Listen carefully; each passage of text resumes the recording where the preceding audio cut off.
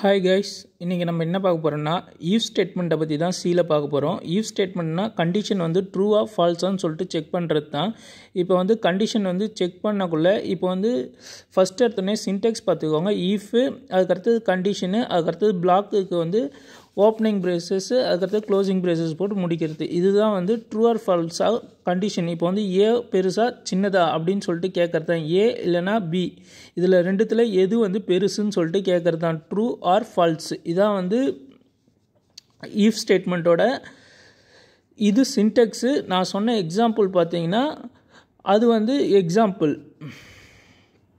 Next வந்து இதான் வந்து எக்ஸாம்பிள் பார்த்துக்கோங்க. இஃப் 20 பெருசா இல்லை வந்து 18 பெருசான்னு சொல்லிட்டு நம்ம கேட்குறோம். 20 வந்து பெருசுன்னா கிரேட்டர் தென்னு. இப்போ வந்து பார்த்தீங்கன்னா அது வந்து பெருசாக இருந்ததுன்னா printf ஃபங்க்ஷனை வந்து யூஸ் பண்ணி இதை வந்து பிரிண்ட் பண்ணிவிடுவோம். இந்த மெத்தடை வந்து யூஸ் பண்ணி நம்ம வந்து greater then 20 is greater than 18 சொல்லிட்டு பிரிண்ட் பண்ணிவிடுவோம். அப்புறம் பார்த்தீங்கன்னா இப்போ வந்து இன்டீஜரில் வந்து இன்ட்டில் வந்து எக்ஸ் ஈக்குவல் டு 20, இன்டீஜரில் ஒய் ஈக்குவல் டு 18 பார்த்தீங்கன்னா இந்த ரெண்டு வேல்யூயும் கம்பேர் பண்ணி எது வந்து பெருசுன்னு சொல்லிட்டு பார்த்துட்டு நம்ம வந்து வேல்யூ வந்து பிரிண்ட் பண்ணிவிடுவோம் ஈஃப் கண்டிஷனை யூஸ் பண்ணி. இதுதான் வந்து ஈஃப் கண்டிஷனோட எக்ஸாம்பிள். நெக்ஸ்ட்டு ஈல்ஸ் வந்து பார்த்தீங்கன்னா ஈல்ஸ் வந்து கண்டிஷன் வந்து ஃபால்ஸ் ஆச்சுன்னா வந்து கீழே இருக்கிறத வந்து பிரிண்ட் பண்ணுறதுக்கு பதில் அது இல்லைன்னா அது தப்பாக இருந்ததுன்னா கீழே வந்து நமக்கு வந்து ஹீல் ஸ்டேட்மெண்ட் வந்து பிரிண்ட் ஆகிடும். இதான் வந்து ஈஃப் ஸ்டேட்மெண்ட்டோட ஈஃபில் ஸ்டேட்மெண்ட் வந்து சின்டெக்ஸு. ஈஃபில் ஸ்டேட்மெண்ட் எப்படி பார்த்தீங்கன்னா ஈஃப் கண்டிஷன் வந்து ஓகேவாக இருந்தால் அது அந்த ஸ்டேட்மெண்ட்டை வந்து பிரிண்ட் பண்ணோம். அப்படி வந்து இல்லைன்னா இல்லை கீழே இருக்கிற பிளாக்கை வந்து ஈல்ஸு அந்த இந்த ஸ்டேட்மெண்ட்டை வந்து பிரிண்ட் பண்ணோம். ஃபால்ஸாக இருந்ததுன்னா கண்டிஷன் ஓகேவாக இருந்தால் மேலே இருக்கிற பிளாக்கே வந்து உங்களுக்கு வந்து எக்ஸிக்யூஷன் ஆகிடும். ஹீல்ஸ் அது வந்து ஸ்டேட்மெண்ட் வந்து தப்பாக இருந்ததுன்னு வச்சுக்கிங்களேன். இப்போ வந்து கண்டிஷன் வந்து தப்பாக இருந்ததுன்னா அந்த ஸ்டேட்மெண்ட் வந்து கீழே இருக்கிறது வந்து ஹீல்ஸில் வந்து பிரிண்ட் ஆகும். எக்ஸாம்பிள் பார்த்தீங்கன்னா இன்டில் time equal to 20, time is lesser than 18 சொல்லியிருக்காங்க. இது வந்து என்னென்னா இஃப் 18னா இப்போ குட் டே அப்படின்னு சொல்லியிருக்கோம். குட் டே அப்படி இல்லைன்னா வந்து குட் ஈவினிங்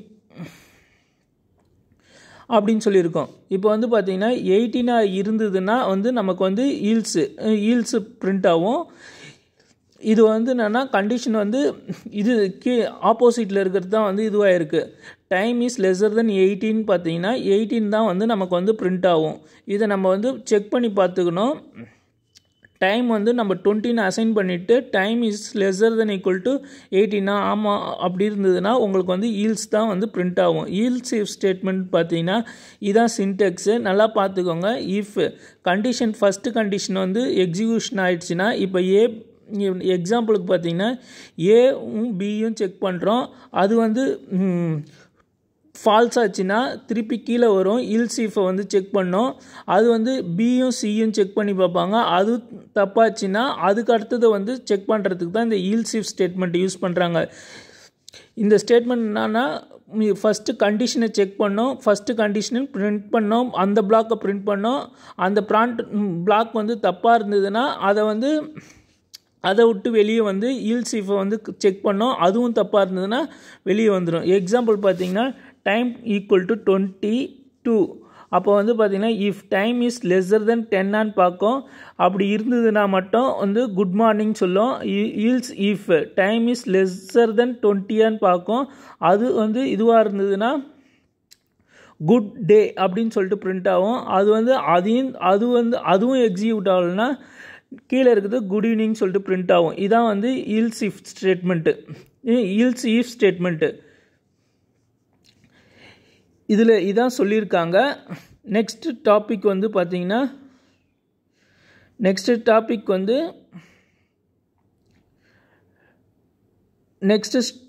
வந்து பார்த்தீங்கன்னா சியோட ஷார்ட் அண்ட் ஈல்ஸ் அப்படின்னு பார்த்தீங்கன்னா இதில் வந்து என்னென்னா இதை வந்து டெர்னரி ஆப்ரேட்டர்னு சொல்லுவாங்க. ஷார்ட் அண்ட் ஈஃப் ஈல்ஸ்ன்னு சொன்னால் இது வந்து என்னன்னு பார்த்தீங்கன்னா இது வந்து ஒரு டெர்னரி ஆப்ரேட்டர்னு சொல்லுவாங்க. ஃபஸ்ட்டு வந்து வேரியபிளை வந்து டிக்ளேர் பண்ணுருவோம். இப்போ ஏன்னு ஒரு வேரியபிளை வந்து டிக்ளேர் பண்ணிவிட்டு அதுக்கடுத்தது கண்டிஷன் இந்த இடத்துல வந்து இதுக்கு ஏஜ்னு சொல்லிட்டு ஏதோ ஒரு வேரியபிளை வந்து டிக்ளேர் பண்ணுறோம், கண்டிஷன் கொடுக்குறோம், அது உள்ளாரையே செக் பண்ணிக்கலாம். இது ரொம்ப முக்கியமான ஒன்று. சின்ன சின்ன ப்ரோக்ராம்லாம் செய்யக்குள்ள இல்லை பெரிய ப்ராஜெக்ட்லலாம் செய்யக்குள்ள இதிலே யூஸ் பண்ணுவாங்க.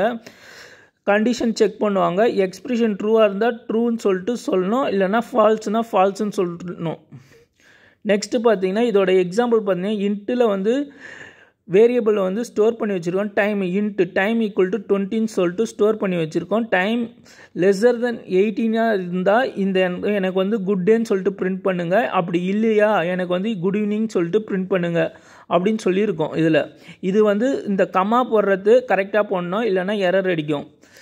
Into time equal to 20, time is lesser தென் 80, அப்படி இந்த ரெண்டுத்தில் எது வந்து எக்ஸிக்யூட் ஆகும்னு பார்த்தீங்கன்னா குட் ஈவினிங் தான் வந்து பிரிண்ட் ஆகுமே. ஏன்னா வந்து 18 சொல்லிட்டு லெஸ்ஸர் தென்னு, டைம் வந்து கிரேட்டர் தென்னு, டைம் வந்து 20, அதனால் வந்து நமக்கு வந்து குட் ஈவினிங் சொல்லிட்டு நமக்கு பிரிண்ட் ஆகும்.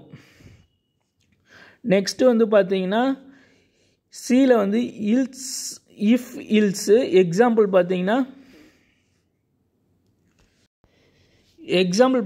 வந்து ரியல் லைஃப்பில் வந்து பார்த்தீங்கன்னா இவங்களுக்கு வந்து கொடுத்துருக்காங்க. டோர் கோடு வந்து பார்த்தீங்கன்னா இன்டிஜரில் வந்து ஸ்டோர் பண்ணி வச்சுருக்காங்க வேரியபிளில் 1337 சொல்லிட்டு. இதில் வந்து இஃப் டோர் கோடு வந்து பார்த்திங்கன்னா இது வந்து எக்ஸிக்யூஷன் ஆகணும்னு பார்த்தீங்கன்னா இதை கொடுத்துருப்பாங்க. அப்படி தப்பாக இருந்ததுன்னா வந்து இது வந்து கரெக்டாக கோடு வந்து கரெக்டாக இருந்தால் இந்த மெத்தடை வந்து பிரிண்ட் பண்ணணும், இந்த பிளாக்கில் இருக்கிறது பிரிண்ட் பண்ணணும். அப்படி தப்பாக இருந்ததுன்னா வந்து கீழே இருக்கிறது வந்து பிரிண்ட் ஆஃப் மெத்தடில் வந்து நம்ம ஷோ பண்ணியிருக்கோம்.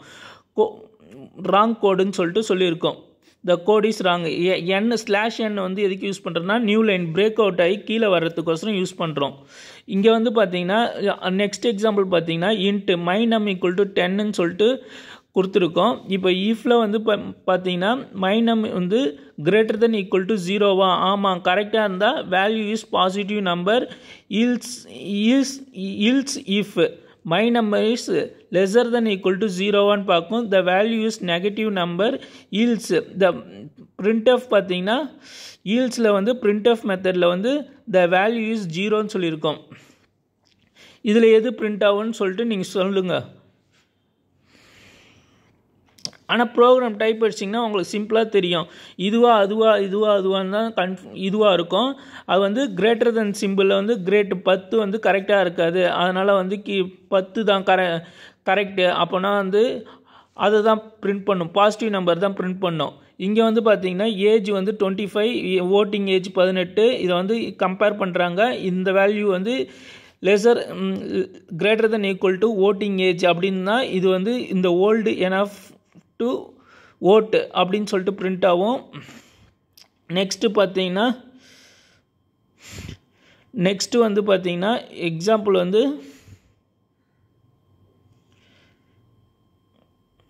நெக்ஸ்ட் எக்ஸாம்பிள் வந்து தோருங்க. இப்போ வந்து பார்த்தீங்கன்னா இன்ட்டு மை ஏஜின்னு சொல்லிட்டு 25 ஸ்டோர் பண்ணி வச்சுருக்கோம். இன்ட்டு ஓட்டிங் ஏஜ் வந்து 18 சொல்லியிருக்கோம். இஃப் மை ஏஜ் வந்து greater than equal to voting அப்படி இருந்ததுன்னா ஓல்டு எனஃப் டு ஓட் அப்படின்னு சொல்லிட்டு இது கரெக்டாக இருந்ததுன்னா நீங்கள் வந்து ஓட் பண்ணலாம், அப்படி இல்லைன்னா நாட் ஓட் பண்ண முடியாதுன்னு சொல்கிறாங்க. அதாவது not old enough to vote அப்படின்னு சொல்லியிருக்காங்க. இதுக்கு கீழே போச்சுன்னா வந்து அதாவது 18க்கு கீழே இருந்ததுன்னா வந்து ஓட் பண்ண முடியாது. இந்த ரெண்டு சமமாக இருந்தால் மட்டும்தான் ஓட் பண்ண முடியும். கிரேட்டர் தென் ஈக்குவல் டுனா ஏஜ் 25லேருந்து ஓட் போடுறதுக்கு 18 இந்த வேல்யூ வந்து கரெக்டாக இருந்தால் மட்டும்தான் உங்களுக்கு வந்து ஓட் போட முடியும். நெக்ஸ்ட்டு பார்த்தீங்கன்னா இன்ட்டு மைனம் ஈக்குவல் டு 5ன்னு சொல்லியிருக்காங்க. அதுக்கடுத்து இஃப் மைனம் ஈக்குவல் டு மாடியூல்ஸ் 2ன்னு சொல்லிட்டு சொல்லியிருக்காங்க. ஈக்குவல் டு அசைன் பண்ணியிருக்காங்க. ஈக்குவல் சைன் போட்டு அசைன் பண்ணியிருக்காங்க. இப்படி தான் வந்து வேல்யூ வந்து அசைன் பண்ணோம் கண்டிஷனில். இது வந்து பிரிண்ட்எஃப்ன்றதால பிரிண்ட்எஃப் பர்சன்டேஜ் டி எதுக்கு போடணுன்னா நம்ம வந்து வேல்யூ வந்து கிடைக்கக்குள்ள நம்ம வந்து அதை வந்து இன்டீஜரில் கொண்டு வரத்தால் வந்து நம்ம வந்து பர்சன்டேஜ் டின்னு சொல்லிட்டு சொல்கிறோம். இந்த டபுள் கோட்ஸ்குள்ளே கொடுத்தீங்கன்னா அது வந்து ஸ்ட்ரிங்கு. நீங்கள் மைனம் வேல்யூ வந்து 5ன்னு சொல்லியிருக்கீங்க. அப்போ இங்கே வந்து 5ல் உங்களுக்கு அடிச்சிங்கன்னா உங்களுக்கு வந்து 01 கேட்கும். இப்போ கீழே இருக்கிற எக்ஸாம்பிள் பார்த்தீங்கன்னா int my num equal to 5 சொல்லியிருக்காங்க, my num equal to percentage 2 modules 2ன்னு சொல்லியிருக்காங்க. இதை வந்து மாடியூல்ஸ் 5 அல்ல 2 இது பண்ணோன்னா நமக்கு 1 கிடைக்கும். 1ம் 0வும் ஒன்றான்னு கேட்குறோம், இல்லைன்னு சொல்கிறோம். அப்போ வந்து ஆட் நம்பர் வந்து 1ன்னு சொல்லிட்டு இங்கே பிரிண்ட் ஆகும். பிடிச்சிருந்தால் லைக் பண்ணுங்கள், ஷேர் பண்ணுங்கள், கமெண்ட் பண்ணுங்கள், சப்ஸ்கிரைப் பண்ணுங்கள். Thank you friends.